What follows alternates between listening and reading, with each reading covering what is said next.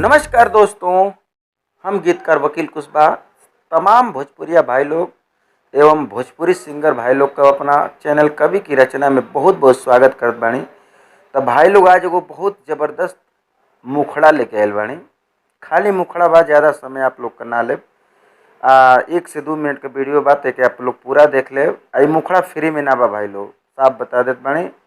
जे सिंगर की पसंद आई मात्र एक सिंगर की गाना देव, जेके पसंद आई सबसे पहले जे कॉल करी ओके देव।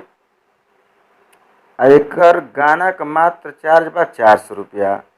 तो जे भाई के चाही कमेंट करो या नंबर दो या नंबर शो कर थोपा संपर्क करो, ओके मिली। ऐसने सुंदर सुंदर मैटर फ्री में पाओ खातिर, क्योंकि ये तो चार्ज कह ऐसे सुंदर सुंदर मैटर फ्री में हम लेके आए। तो चैनल के सब्सक्राइब करी, ऐसे ही बन रही बेल आइकन के घंटी दबानी। तो ले मुखड़ा सुनी।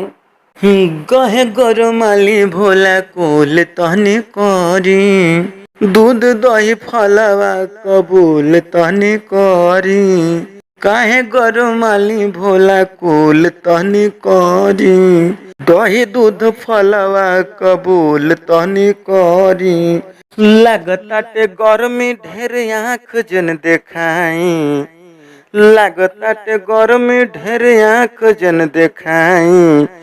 कूलर लगवा दी, सुन ली भोला जी, कूलर लगवा दी ना तो भांग ना पिसाई, कूलर लगवा दी ना तो भांग ना पिसाई। अच्छा लगल तो एगो प्यारा सा लाइक और प्यारा सा कमेंट जरूर करब जा। और ऐसे ही सुंदर सुंदर मैटर मिलेला हमारा चैनल पर। तो चैनल के अब तक सब्सक्राइब नहीं किया कैली तो कर लें। और फिर मिलत थी एक शानदार वीडियो के साथ कल फिर से। तब तक खातिर जय हिंद, जय भोजपुरिया समाज।